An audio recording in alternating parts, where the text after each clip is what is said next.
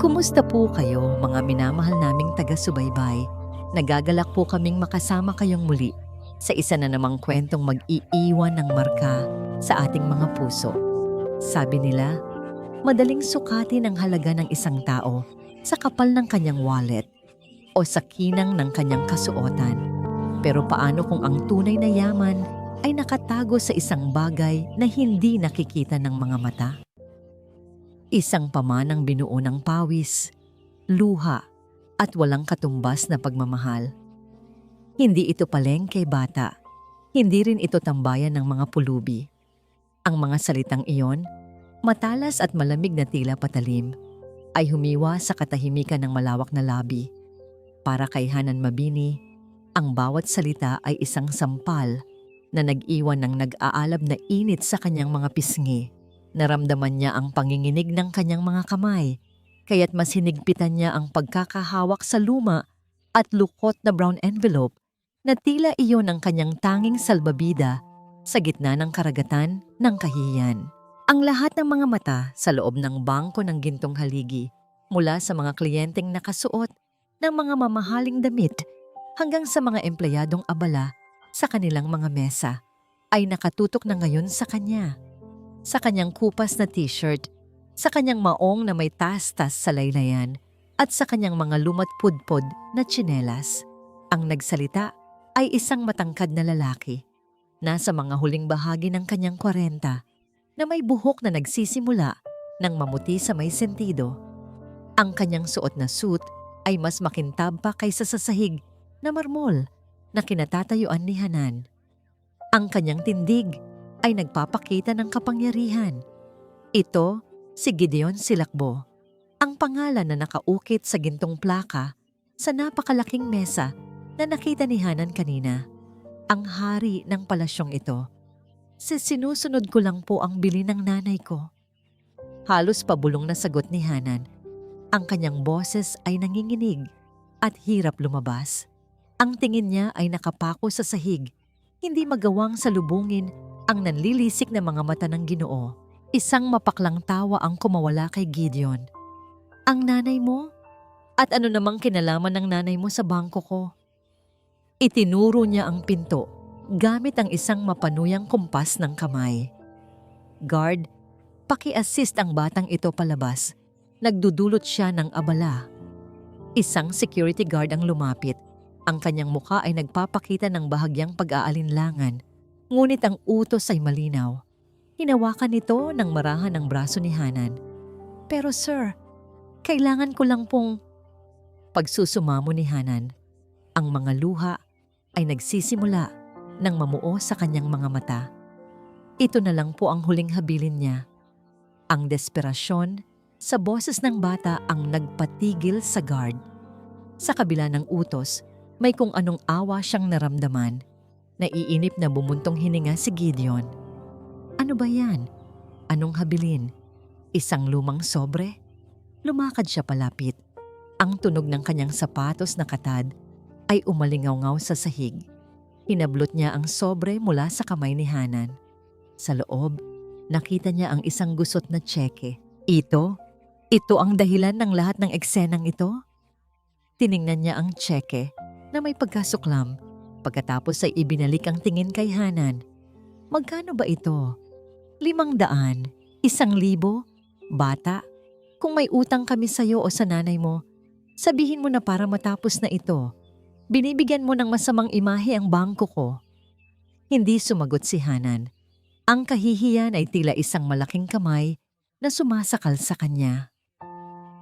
Fine, sabi ni Gideon, nawawalan na ng pasensya. Iwinasiwas niya ang tseke sa isa sa mga teller na pinakamalapit. Miss Castro, asikasuhin mo na to para makaalis na ang batang ito. Iproseso mo kung ano man yang halaga niyan. Walang ganang kinuha ng teller ang tseke, ngunit nang ilatag niya ito sa kanyang mesa at basahin ang nakasulat, ang kanyang propesyonal na ngiti ay unti-unting naglaho. Nanlaki ang kanyang mga mata. Tiningnan niyang muli ang tseke, pagkatapos ay si Hanan at pabalik ulit sa tseke na para bang hindi makapaniwala sa kanyang nakikita. Napansin ni Gideon ang pagbabago sa kilos ng kanyang empleyado. Anong problema, Miss Castro? Huwag mong sabihing peke yan. Umiling ang teller, hindi makapagsalita. Dahan-dahan niyang inilagay ang mga detalye sa kanyang computer. Ang bawat pag-click ng keyboard ay tila napakalakas sa biglaang katahimikan. Ilang sandali pa, isang numero ang lumitaw sa kanyang screen. Isang napakahabang numero. Napasinghap si Miss Castro. Ang kanyang kamay ay napatakip sa kanyang bibig. Ang kanyang mukha ay namutla. Ano ba?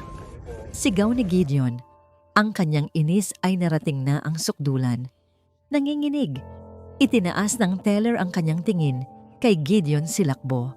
Ang kanyang boses ay halos hindi marinig. Sir Silakbo. Ang numero? Anong numero? Bakit ba parang nakakita ka ng multo, Miss Castro? Ang inis sa boses ni Gideon Silakbo ay halos mag-vibrate sa ere. Ang pagkaantala na ito ay isang mantsa sa perpektong operasyon ng kanyang bangko.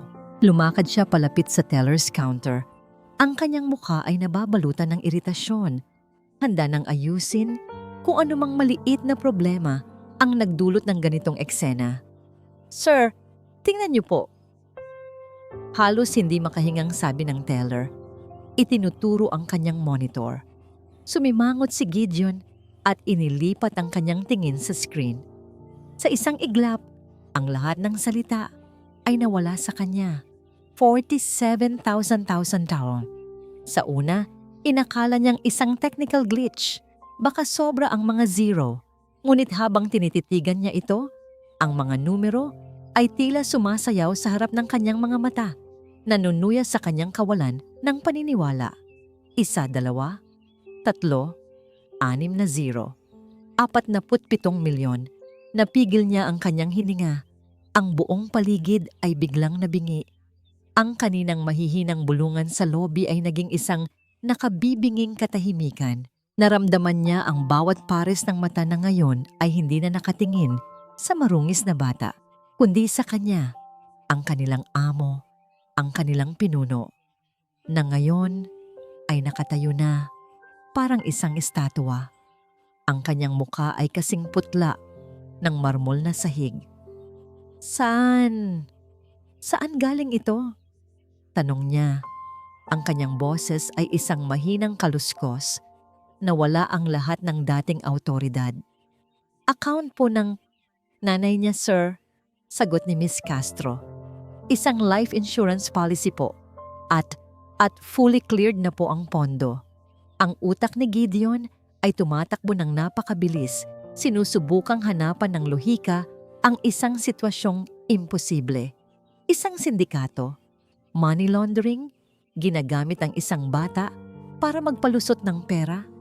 Ang mga ideyang ito ay mas katanggap-tanggap kaysa sa katotohanang nasa harap niya na ang batang lalaki na halos ipakaladkad niya palabas ay mas mayaman pa sa karamihan ng kanyang mga piling kliyente. Hindi na niya kayang manatili sa labas. Kailangan niyang kontrolin ang sitwasyon. Kailangan niyang ilayo ang batang ito sa mata ng publiko. Sa opisina ko, mabilis niyang utos. Ang kanyang boses ay matigas, ngunit may bahid ng pagkalito. Hinawakan niya ang balikat ni Hanan na medyo mas maras kaysa sa kanyang intensyon at iginiya ito palayo sa counter. Palayo sa mga nag-uusisang tingin at papunta sa kanyang pribadong santuwaryo sa dulo ng pasilyo. Pagkasara ng mabigat na kahoy na pinto, ang katahimikan sa loob ng kanyang opisina ay mas nakakabingi pa. Binitawan niya si Hanan at nagsimulang maglakad-lakad. Ang kanyang mga kamay ay nasa kanyang baywang. Ang silid ay malawak, napapalibutan ng salamin na nagpapakita ng tanawin ng buong distrito ng negosyo. Ngunit sa sandaling iyon, pakiramdam ni Gideon ay kinukulong siya ng sarili niyang mga pader. Humarap siya sa bata. Magsalita ka.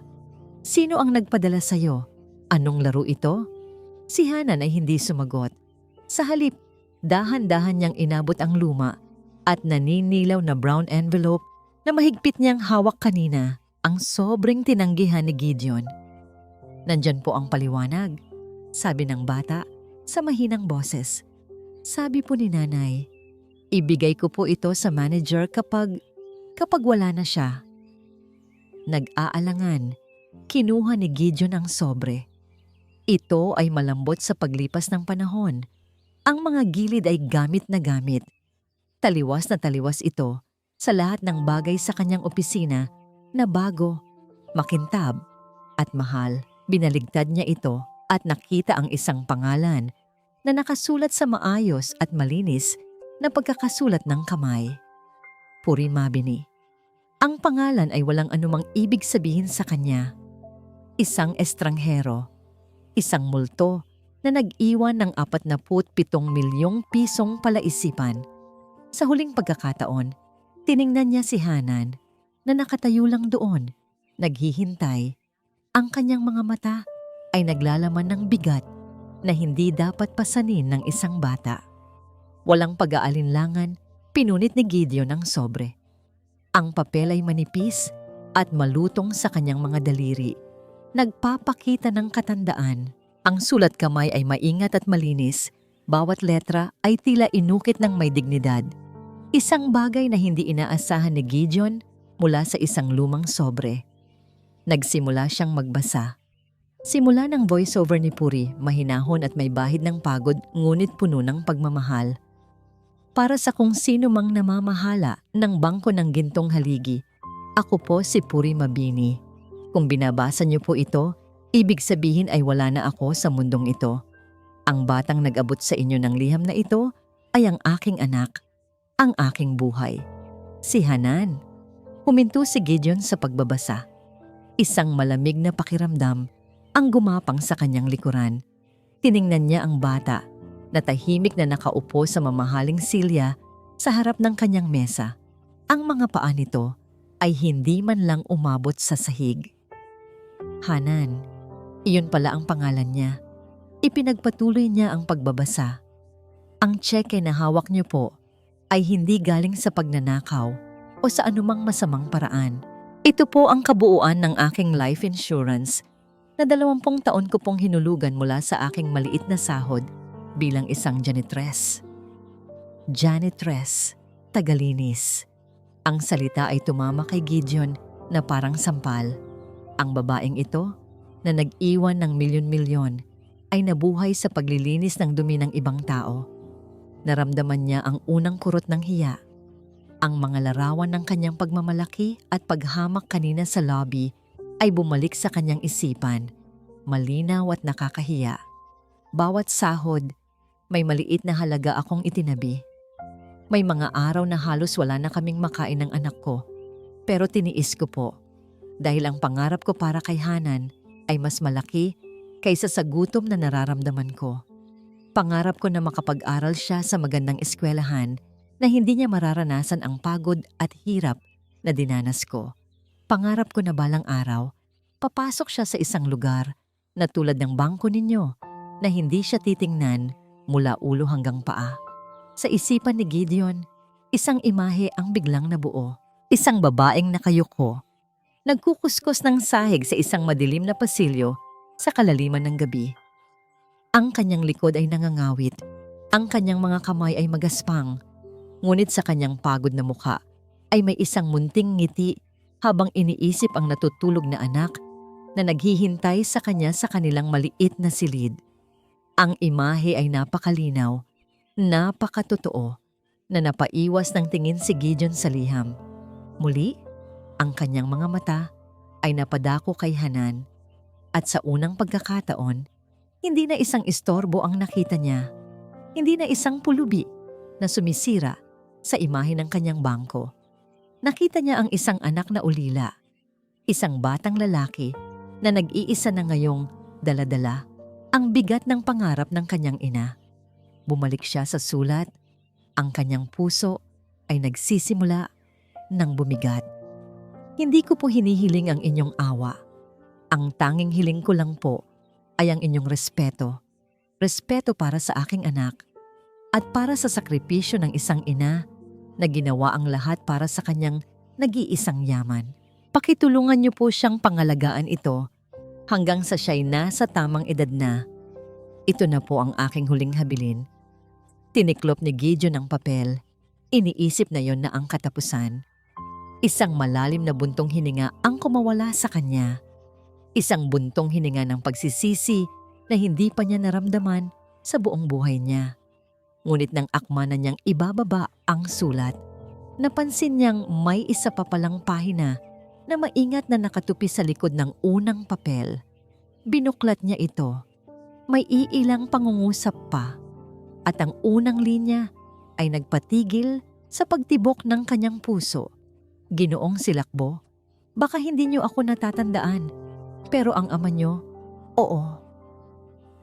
Ang pangalan ng kanyang ama, sa isang sulat mula sa isang estranghero. Ang hangin sa loob ng marangyang opisina ni Gideon ay biglang naging mabigat at mahirap langhapin. Ang kanyang mga kamay, na laging matatag at hindi nanginginig, ay nagsimulang manginig habang hawak ang manipis na papel. Nagpatuloy siya sa pagbabasa. Ang bawat salita ay isang dagok na sumisira sa pader ng kayabangan na matagal na niyang itinayo sa paligid ng kanyang sarili. Voice over ni Puri, mas personal at may bahid ng alaala. Ginoong Silakbo, baka hindi niyo ako natatandaan, pero ang ama niyo, oo, ang yumaong si Don Ricardo Silakbo. 20 taon na ang nakalilipas bago pa man naging ganito kalaki ang inyong negosyo. Ang asawa ko ay nagkasakit ng malubha. Naubos po ang lahat ng aming naipon. Isang araw, sa sobrang desperasyon, lumapit ako sa opisina ni Don Ricardo. Hindi para mangutang, kundi para magmakaawang isanla ang nag-iisang maliit na lupa na pamana sa akin ng aking mga magulang. Isang malabong alaala ang sumagi sa isip ni Gideon. Isang batang Gideon naglalaro sa opisina ng kanyang ama. Naalala niya ang kanyang ama, si Don Ricardo. Isang lalaking malaki ang pangangatawan, ngunit may ngiti na laging abot tenga. Isang lalaking kabaligtaran niya. Laging bukas ang pinto sa lahat, mayaman man o mahirap. Inaasahan ko po na itataboy niya ako. Pero hindi po. Pinaupo niya ako, pinakain, at pinakinggan ang aking problema na parang ako ang pinakamahalagang tao sa mundo. Hindi niya po kinuha ang aking lupa. Sa halip, binigyan niya po ako ng pera mula sa sarili niyang bulsa. Sabi niya, bayaran mo na lang ako kapag kaya mo na. Walang interes. Ang tiwala ko sa iyo ang aking kolateral. Ang perang yun po ang nagligtas sa buhay ng asawa ko. At ang kabaitan niya po ang nagligtas sa aking kaluluwa. Kinuha ko po ang trabaho sa isa sa mga gusali ng Silakbo Corporation. Umaasa na balang araw ay masusuklian ko ang kanyang kabutihan. Ngunit pumanaw po siya, kaya't isinulat ko ito, Ginoong Gideon, dahil hanggang sa huli, umasa po ako na ang puso ng ama ay mananatili sa anak. Ang liham ay nahulog mula sa nanginginig na mga kamay ni Gideon. Ang manipis na papel ay marahang lumapag sa mamahaling karpet na tila isang tuyong dahon. Napaurong siya ng isang hakbang, pagkatapos ay isa pa, hanggang sa ang kanyang likod ay tumama sa malamig na salamin ng bintana.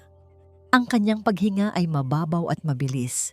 Tumingala siya at ang kanyang mga mata ay napako sa malaking larawan ng kanyang ama na nakasabit sa pader. Ang nakangiting mukha ni Don Ricardo Silakbo, isang nangiti na dati nagbibigay sa kanya ng inspirasyon, ngayon ay tila puno ng pagkadismaya. Isang tahimik na paghatol. Ang kahihiyan ay bumuhos sa kanya na parang isang malamig na alon, mas malakas at mas masakit kaysa kanina. Hindi na ito tungkol sa pagpapahiya sa isang bata. Hindi na ito tungkol sa pagiging mayabang. Ito ay tungkol sa pagtataksil. Dinungisan niya ang pangalan ng kanyang ama. Ang lalaking nagturo sa kanya ng lahat. Ngunit ang pinakamahalagang aral, ang aral ng kababaang loob at habag, ay kanyang itinakwil. Sa parehong gusali, kung saan ipinakita ng kanyang ama ang sukdulan ng kabutihang loob. Ipinakita niya ang sukdulan ng kalupitan. Pinahiya niya hindi lang si Hanan, kundi ang alaala ni Puri. At higit sa lahat, pinahiya niya ang sarili niyang dugo. Ang diwa ni Don Ricardo Silakbo. Napatungo si Gideon, ang kanyang mga kamay ay nakasapo sa kanyang mukha. Sa sandaling iyon, sa loob ng kanyang palasyo ng salamin at bakal, naramdaman niya ang pagiging mas mahirap kaysa sa batang lalaki na nakaupo sa kanyang harapan. Siya ang pulubi, siya ang walang halaga. Bigla, ang pinto ng opisina ay bumukas ng walang katok. Pumasok si Emmanuel Vargas, ang vice-presidente ng bangko. Ang kanyang buhok ay makintab sa gel at ang kanyang ngiti ay mas makintab pa. Ang kanyang mga mata ay puno ng pagkalkula at kasakiman habang tinitingnan niya si Hanan. Pagkatapos ay ang nalilitong si Gideon. "Gideon," sabi ni Vargas sa isang boses na puno ng huwad na pag-aalala. "Narinig kong meron daw tayong munting bisita na may malaking sorpresa." Ang pinto ay bumukas at isang bagong lalaki ang pumasok. Kung ang unang lalaki, si Ginoong Silakbo, ay parang isang rumaragasang bagyo. Ang isang ito ay tila isang kalmadong dagat. Nakangiti ito, isang nangiting matamis at mukhang mabait. Ang kanyang damit ay plansadong-plansado at ang kanyang buhok ay makintab. Amoy na amoy ni Hanan ang mamahaling pabango nito kahit mula sa kanyang kinauupuan. "Gideon," sabi ng bagong dating. Ang kanyang boses ay malambing, ngunit may kung anong kislap sa kanyang mga mata. "Narinig kong meron daw tayong munting bisita na may malaking sorpresa." Nakita ni Hanan ang pagbabago sa mukha ni Ginoong Silakbo. Ang kaninang mukha na puno ng pagsisisi ay napalitan ng pagbabanta. "Emmanuel, labas," sabi ni Ginoong Silakbo. Ang boses ay pagod, ngunit mariin. Ngunit ang lalaking tinawag na Emmanuel ay hindi nakinig. Sa halip lumapit ito kay Hanan at lumuhod para magpantay ang kanilang mga mata. Ang ngiti nito ay hindi nawala. "Kumusta ka, iho?" tanong nito. "Ako si Emmanuel Vargas, ang Vice President ng bangko. Narinig ko ang nangyari. Nakikiramay ako sa pagpanaw ng iyong ina. At gusto kong malaman mo na nandito kami para tulungan ka." Ang mga salita ay mababait, ngunit may kung anong hindi gusto si Hanan sa paraan ng pagtingin nito sa kanya. Parang hindi siya isang bata ang tinitingnan, kundi isang premyo. "Hindi niya kailangan ng tulong mo, Emmanuel." Muling sabat ni Ginoong Silakbo na ngayon ay nakatayo na sa pagitan nila na parang isang pader na humaharang. Hindi pinansin ni Emmanuel si Gideon. Mula sa bulsa ng kanyang coat, kumuha ito ng isang maliit at makintab na piraso ng karton at iniabot kay Hanan. "Huwag kang mag-alala sa kanya, iho," bulong nito. Minsan, ang mga taong mukhang galit ay mas marami lang iniisip. Kung kailangan mo ng isang tunay na kakampi, isang kaibigan na makikinig sa'yo, tawagan mo lang ako. Tinitigan ni Hanan ang business card. May mga gintong letra doon na kumikinang sa ilaw. "Emmanuel Vargas, umalis ka na." Ang sigaw ni Gideon ay umalingaw-ngaw sa buong opisina. At sa pagkakataong yon, tumayo na si Emmanuel Vargas, tinaas ang kanyang mga kamay na parang sumusuko. "Sige, sabi nito. Ang nangiti ay hindi pa rin nawawala. "Aalis na ako, pero iho," sabi niya, muling tumingin kay Hanan. "Hawakan mo lang yan. Baka sakaling magbago ang isip mo." At tulad ng isang anino, lumabas si Emmanuel Vargas sa opisina. Isinasara ang pinto sa kanyang likuran at iniiwan ang isang mabigat na katahimikan. Naiwan silang dalawa ni Ginoong Silakbo. Ang galit ng Ginoo ay tila humupa at napalitan muli ng pagod. Humarap ito kay Hanan at sa unang pagkakataon, nakita ni Hanan ang kalituhan sa mga mata nito. "Bata." "Hanan," nagsimula si Gideon, ang kanyang boses ay halos hindi marinig. "Patawad. Patawarin mo ako sa mga sinabi ko kanina. Hindi ko alam. Ang salitang patawad ay lumabas sa bibig nito na parang isang salitang banyaga na hindi nito sanay bigkasin. Para kay Hanan, ang salita ay walang laman, walang bigat. Ang tanging naririnig niya sa kanyang isipan ay ang masasakit na salita nito kanina sa lobby, ang paghamak sa kanyang ina. Hindi sumagot si Hanan. Niyakap niya lang ang sobre ng kanyang ina. Iyon lang ang totoo. Iyon lang ang mahalaga. Gusto ko na pong umuwi, sabi niya. Ang kanyang boses ay walang emosyon. Natigilan si Gideon. Tila may gusto pa siyang sabihin, ngunit nang makita niya ang kawalan sa mga mata ni Hanan, tumango na lang siya. Wala nang salita ang makakapag-ayos nito ngayon. Tumayo si Hanan at naglakad papunta sa pinto. Walang luhang tumulo. Wala siyang naramdamang galit. Ang naramdaman lang niya ay isang matinding pagod. Paglabas niya ng bangko ng gintong haligi, ang sikat ng araw ay sumalubong sa kanya. Mas nakakasilaw. Ang ingay ng syudad ay mas nakakabingi. Huminto siya sa sidewalk, isang maliit na bata, sa gitna ng isang naglalakihang mundo. Sa kanyang kanang kamay, hawak niya ang luma at lukot na sobre ng kanyang ina, isang pamana ng pagmamahal. Sa kanyang kaliwang kamay, hawak niya ang bago at makintab na business card, isang alok na hindi niya maintindihan. Hindi niya alam kung saan siya pupunta. At higit sa lahat, hindi niya alam kung sino ang dapat niyang paniwalaan. Gideon Silakbo. Ang opisina ni Gideon ay hindi na isang palasyo ng kapangyarihan. Ito ay naging isang kulungan ng pagsisisi. Ngunit ang pagsisisi, kung walang kasamang gawa, ay walang silbi. Alam niya yon. Sa halip na umupo sa kanyang trono ng katad, bumaba siya sa basement ng gusali, sa archives, isang lugar na halos 20 taon na niyang hindi napupuntahan. Ang amoy ng alikabok at lumang papel ay sumalubong sa kanya. Isang amoy mula sa nakaraan. Ang nakaraan na kanyang tinalikuran. Sa tulong ng isang matandang archivist na nagulat sa biglaang paglitaw ng kanilang CEO, hinanap niya ang mga lumang ledger mula sa panahon ng kanyang ama. Hindi mga opisyal na record ng bangko, kundi ang mga personal na talaan ni Don Ricardo. Pagkalipas ng halos 1 oras na paghahanap sa gitna ng mga naglalakihang estante, nakita niya ito. Isang maliit, itim na notebook na mayroong inisyal ng kanyang ama sa gintong letra. Binuklat niya ang mga pahina nito. Ang bawat isa ay puno ng sulat kamay na kilalang kilala niya. At doon, sa isang entry na may petsang mahigit 20 taon na ang nakalipas, nakita niya ang patunay. Puri Mabini, isang babaeng may dignidad. Tinulungan ko siya ngayon. Hindi dahil sa awa, kundi dahil nakita ko sa kanyang mga mata ang uri ng katapatan na hindi na bibili ng pera. Ang utang na loob na ito ay hindi sa akin, kundi sa mundo. Naway ipasa niya ang kabutihan. Isinara ni Gideon ang notebook. Ang mga salita ng kanyang ama ay isang testamento, isang basbas, at para kay Gideon, isang utos.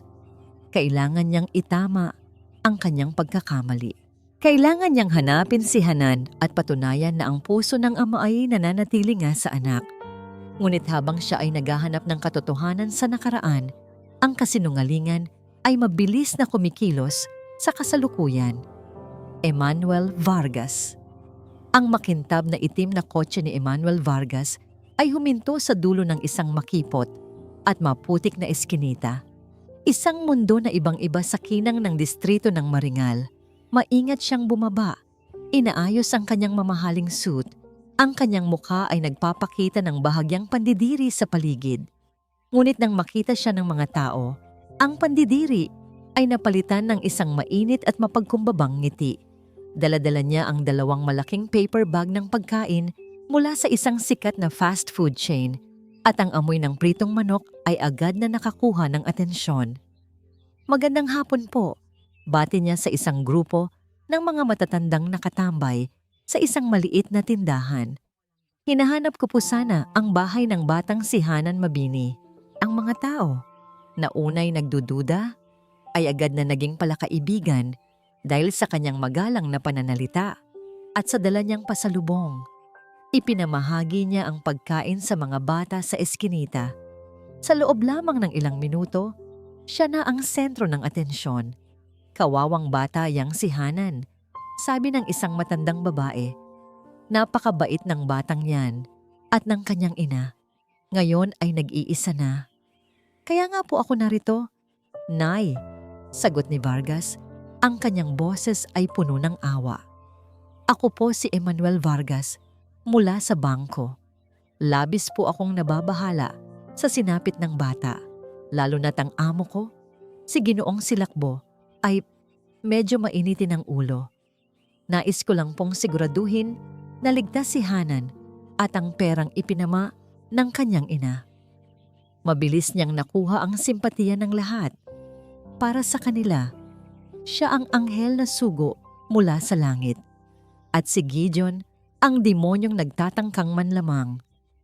Itinuro nila sa kanya ang maliit na barong-barong kung saan nakatira si Hanan. Kumatok si Vargas ng 3 beses. Pagbukas ng pinto, nakita niya si Hanan. Ang mga mata ay namumugto pa. Hanan, iho, sabi ni Vargas sa pinakamalambing niyang boses. Pwede ba tayong mag-usap sandali? May dala akong papeles para maprotektahan ka. Sa loob ng masikip na sala, inilatag ni Vargas ang mga dokumento sa isang maliit na mesang kahoy. Ang mga kapitbahay ay nakasilip mula sa bintana, mga matang puno ng pag-asa. Ito ay isang trust agreement, iho.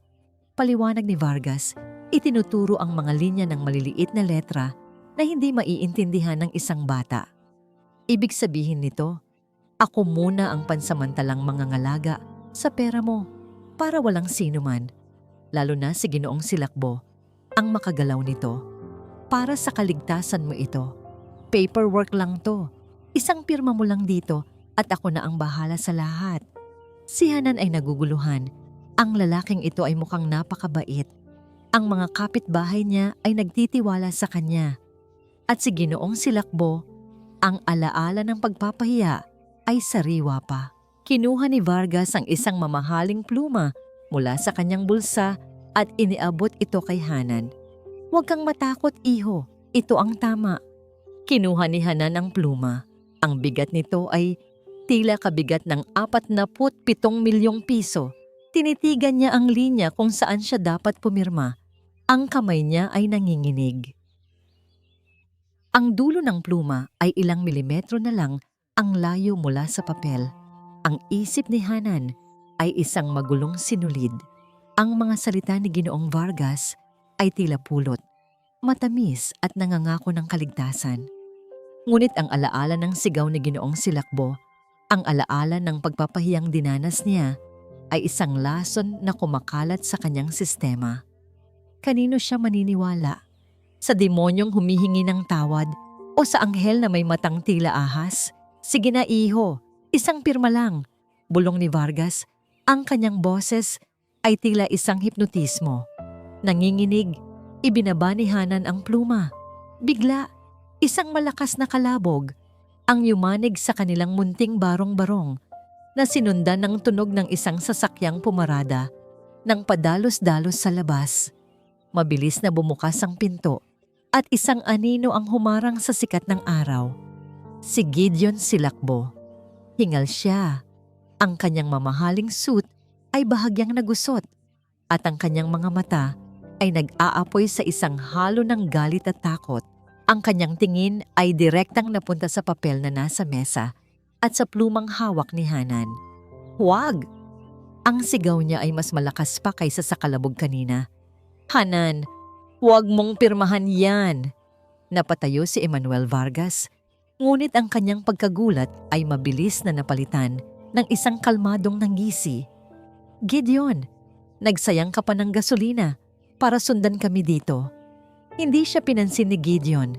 Lumapit ito kay Hanan. Bata, makinig ka sa akin, sabi niya. Ang kanyang boses ay desperado. Lason yan. Panlilin lang yan.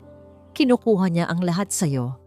Ang mga kapitbahay na kanina'y nakangiti ay nagsimula ng magbulungan.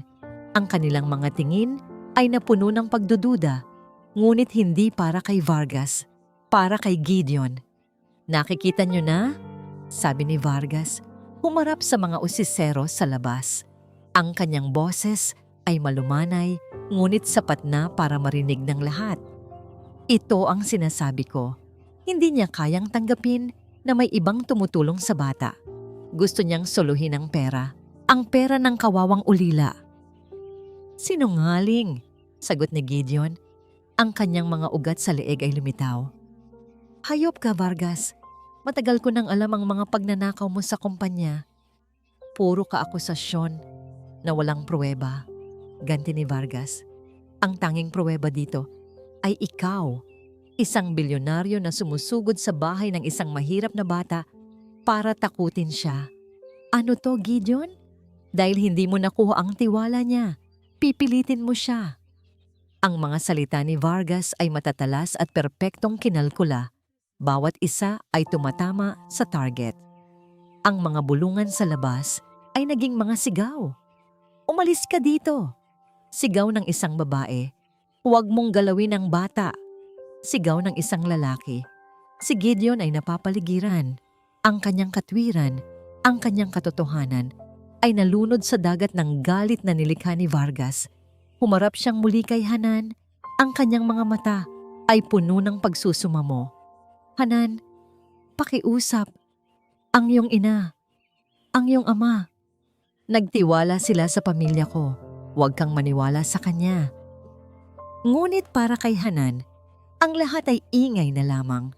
Ang sigaw ni Gideon, ang mahinahong paninira ni Vargas, ang galit na mga boses ng kanyang mga kapitbahay, ang imahe ng kanyang ina, ang bigat ng pera, ang lahat ay umiikot sa kanyang ulo. Isang masakit na ipu-ipo ng kalituhan at sakit. Ang kanyang dibdib ay sumisikip. Hindi na siya makahinga. Tama na. Ang kanyang sigaw, manipis ngunit puno ng lahat ng sakit at pagod na kanyang nararamdaman, ay pumunit sa lahat ng ingay. Natahimik ang lahat. Nakatitig sa kanya ang dalawang lalaki. Ang isa ay may pag-aalala. Ang isa ay may pagkukunwari. Ngunit para kay Hanan, pareho lang sila.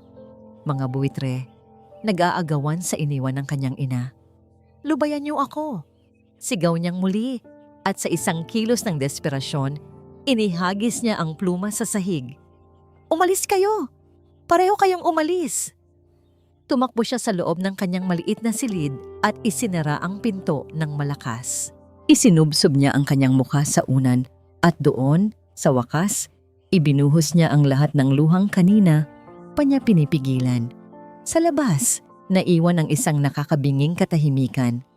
Tiningnan ni Emmanuel Vargas si Gideon na may isang ngiti ng tagumpay bago marahang tumalikod at umalis.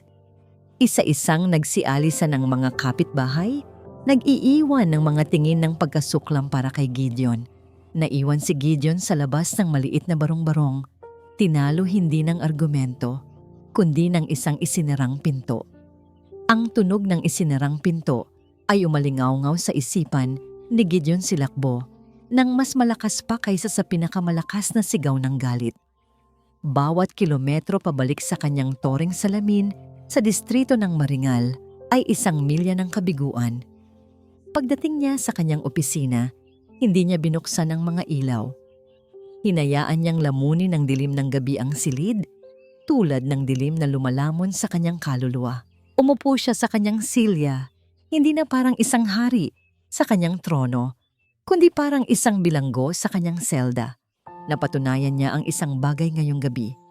Ang pera at kapangyarihan, ang 2 bagay na kanyang pinahalagahan sa buong buhay niya, ay ganap na walang silbi. Ginamit niya ang kanyang kapangyarihan para sumigaw, para magbanta. Pero ano ang nangyari? Lalo lang niyang itinulak palayo ang bata. Lalo lang siyang naging kontrabida sa mga mata nito. Hindi niya masisisi si Hanan. Paano ka magtitiwala sa isang taong ang unang ginawa ay yurakan ng iyong pagkatao? Ang paghingi ng tawad ay hindi sapat. Ang mga salita ay mura. Kailangan niya ng gawa. Ngunit anong gawa? Paano niya ipapakita ang kanyang pagsisisi sa isang paraang hindi magmumukhang panunuhol o pagmamanipula? Tumingala siya at sa dilim, ang tanging bagay na may liwanag ay ang gintong frame ng larawan ng kanyang ama na sinasalamin ang mga ilaw ng syudad mula sa labas. Muli, tila siya hinahatulan ng ngiti nito. Ano po ang gagawin ko, pa? Tanong niya sa katahimikan. At sa katahimikang yon, isang ideya ang nagsimulang mabuo.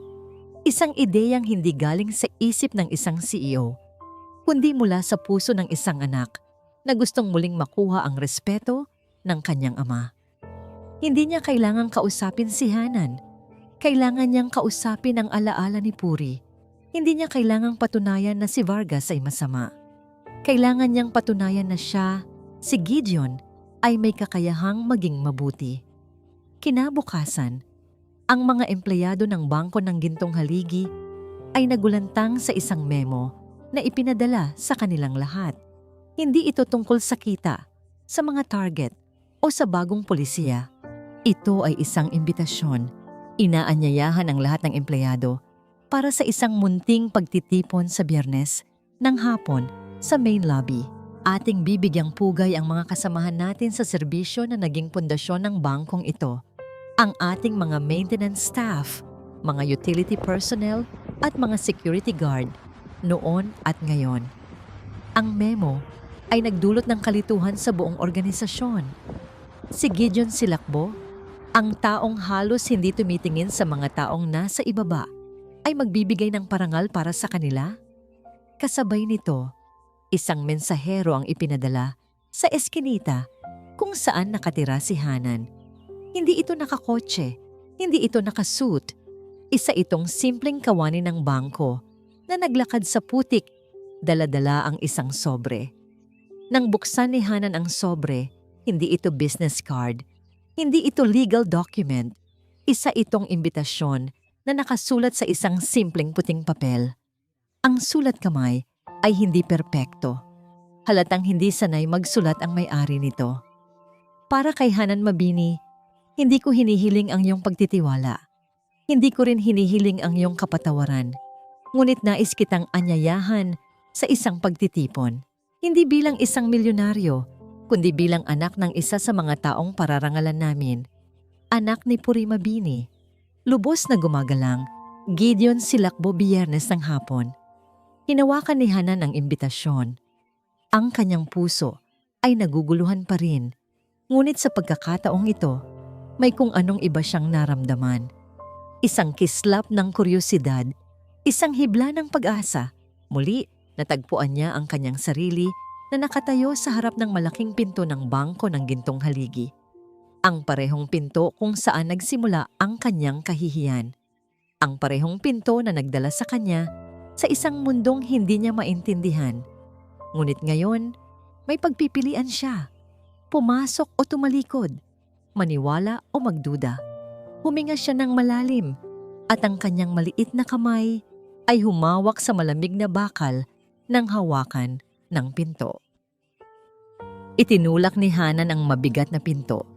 Ang labi ng Bangko ng Gintong Haligi ay ibang-iba sa huli niyang nakita. Wala na ang malamig at transaksyonal na kapaligiran. Sa halip, ito ay puno ng mga tao, mga gwardiya, mga janitor, mga teller, mga manager.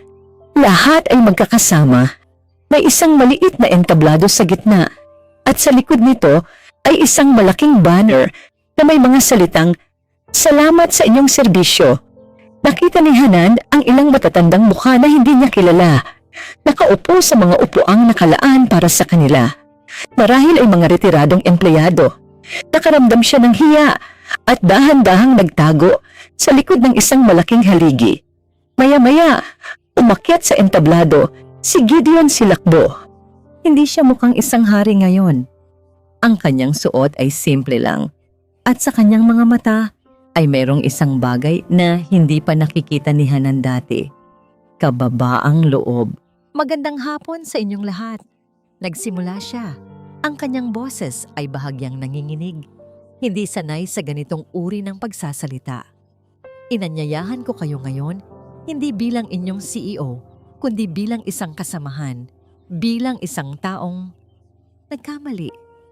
Nagkaroon ng bulungan sa mga tao.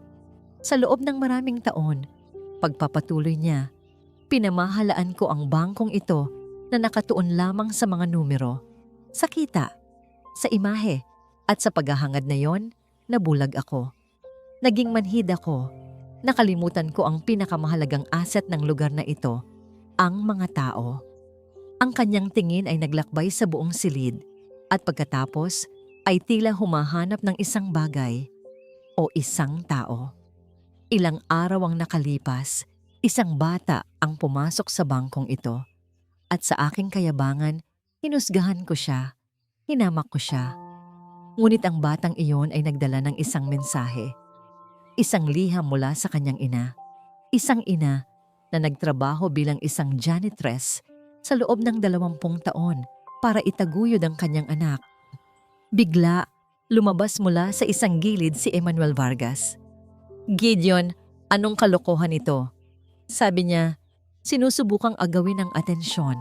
Huwag mong gamitin ang isang party para pagtakpan ang iyong mga kasalanan." Hindi siya pinansin ni Gideon. Sa halip, isang malaking screen sa likod ng entablado ang bumukas. At doon, lumitaw ang isang kopya ng maliit, itim na notebook ng kanyang ama.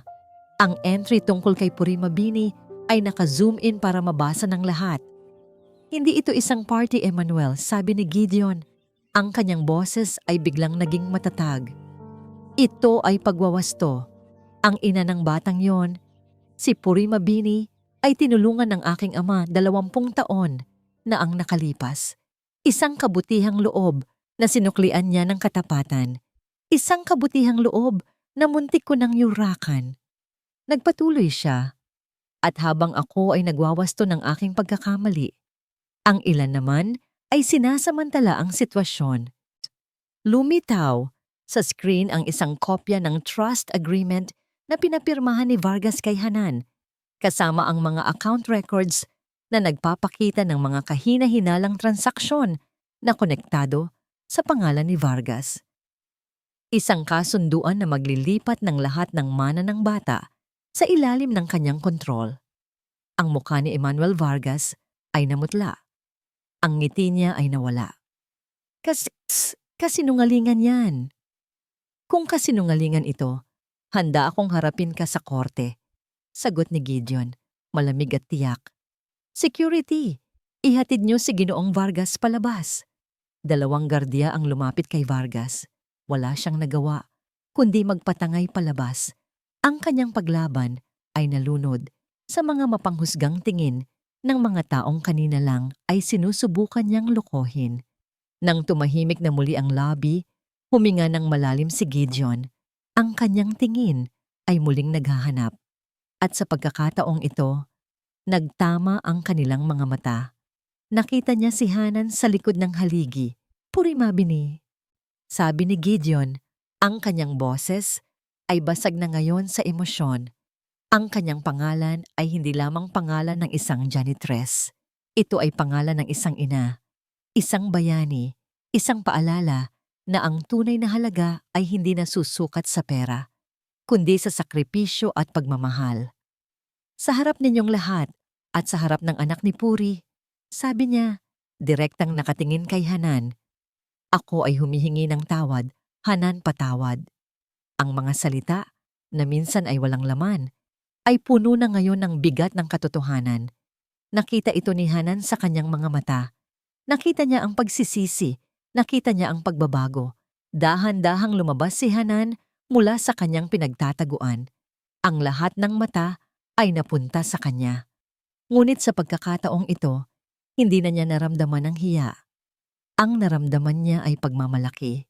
Bilang unang hakbang, sabi ni Gideon, ang bangkong ito ay magtatatag ng Puri Mabini Foundation, isang pondo na tutulong sa edukasyon ng mga anak ng ating mga rank and file employees. Ito ang magiging pamana niya. Ito ang magiging diwa ng bangko ng Gintong Haligi mula ngayon. Tumingin si Gideon kay Hanan, hindi na bilang isang CEO sa isang bata, kundi bilang isang taong humihingi ng pahintulot. Sasama ka ba sa akin, Hanan, na pamunuan ang pamana ng iyong ina? Sa gitna ng katahimikan ng lobby, sa harap ng daan-daang pares ng mata, isang munting kilos ang naging sagot. Dahan-dahang tumango si Hanan. Isang tango lang, ngunit para kay Gideon, ito ay mas mahalaga kaysa sa anumang kontratang napirmahan niya. Ito ay isang tango ng pagpapatawad, isang tango ng pagtanggap, isang tango ng panibagong simula.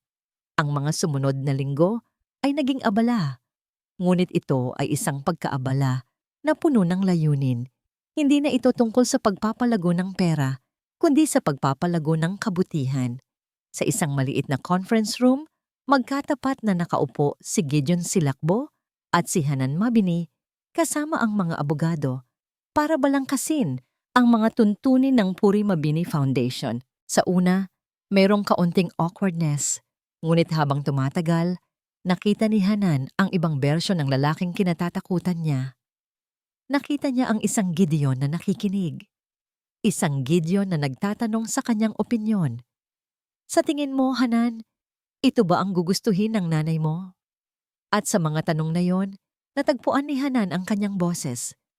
Gusto po ni nanay na lahat ng bata ay makapag-aral. Ayaw niya po na may nahihiya dahil butas ang sapatos nila. Ang mga simpleng salitang iyon mula sa isang bata ang naging gabay ng buong polisiya ng pundasyon. Ngunit ang pagbabago ay hindi lang nanatili sa papel. Nagsimula itong makita sa mga pasilyo ng bangko ng Gintong Haligi. Isang hapon, nakita ng mga empleyado ang isang bagay na hindi nila inaasahan.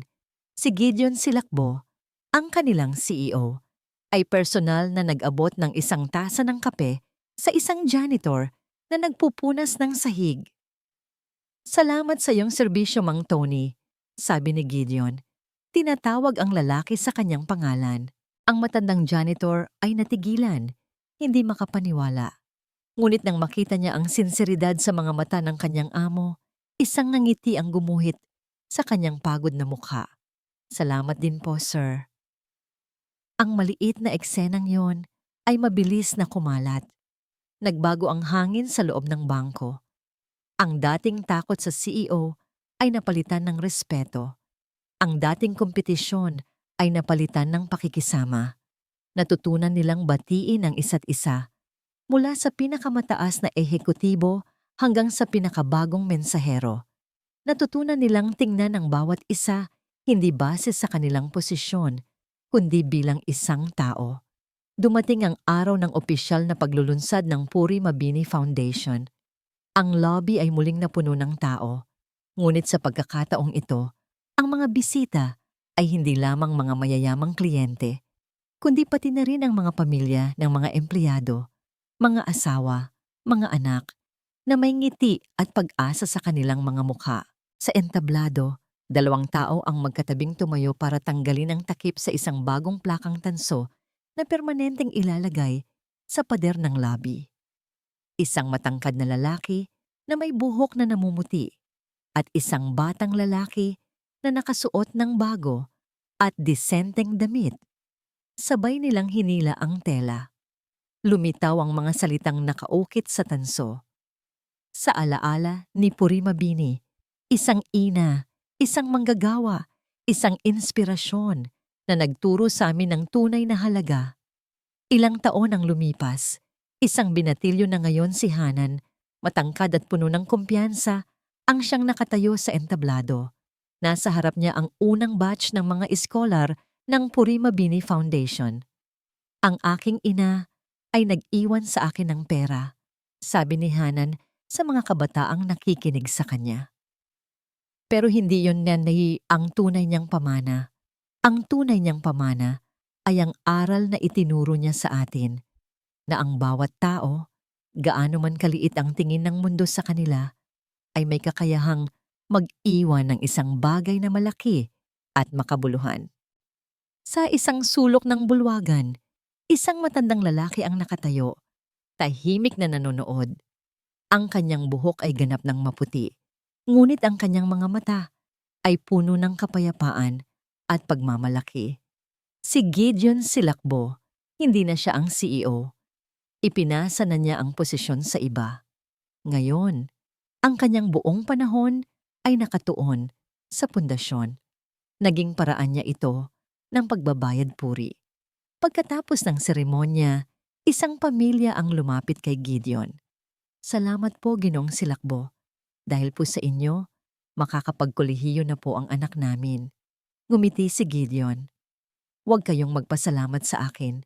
Magpasalamat kayo kay Puri. Bago umuwi, naglakad si Gideon pabalik sa labi ng bangko. Huminto siya sa harap ng plakang tanso, na ngayon ay mas kumikinang pa dahil sa paglipas ng panahon. Mula sa kanyang bulsa, kumuha siya ng isang puting bulaklak at maingat na inilagay ito sa maliit na sisidlan sa ilalim ng plaka. Ito ay naging isang ritual para sa kanya, isang paalala, isang pasasalamat. Habang tinititigan niya ang pangalan ni Puri Mabini, isang pamilyar na boses ang narinig niya mula sa likuran. Tito Gideon. Lumingon siya at nakita si Hanan na nakangiti. Hindi na Ginoong Silakbo ang tawag nito sa kanya, kundi Tito. Isang titulong mas mahalaga kaysa sa CEO. Magaling ang iyong talumpati kanina, Hanan, sabi ni Gideon. Natutunan ko po sa pinakamagaling, sagot ni Hanan. Isang makahulugang tingin ang ibinigay sa kanya. Magkatabi silang tumayo, ang matanda at ang bata. Nakatingin sa plaka, dalawang buhay na pinagtagpo ng isang trahedya, ngunit pinagbuklod ng isang pamana. Ang pamana ni Puri, hindi ito isang pamana ng 47 milyong piso, kundi isang pamana ng pag-asa, pagpapatawad at pangalawang pagkakataon. Isang pamana na nagpapatunay na ang isang buhay na ginugol sa pagmamahal, gaano man ito kasimple, ay maaaring magbago ng mundo. At dito po nagtatapos ang kwento ni Hanan at Ginoong Gideon, isang paglalakbay na nagturo sa atin na ang tunay na yaman ay hindi nakikita, hindi nabibilang, kundi nararamdaman sa puso ng mga taong ating natulungan at minahal.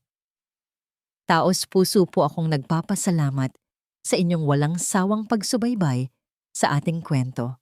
Naway may aral kayong napulot na maaari ninyong baunin sa inyong araw-araw na pamumuhay. Nais ko pong marinig ang inyong saloobin. Ano po ang pinakapaborito ninyong eksena? Anong aral ang pinakanagmarka sa inyo? I-comment nyo lang po sa ibaba dahil binabasa ko po ang lahat ng iyan. Kung nagustuhan nyo ang kwentong ito, isang pindot lang po sa like button.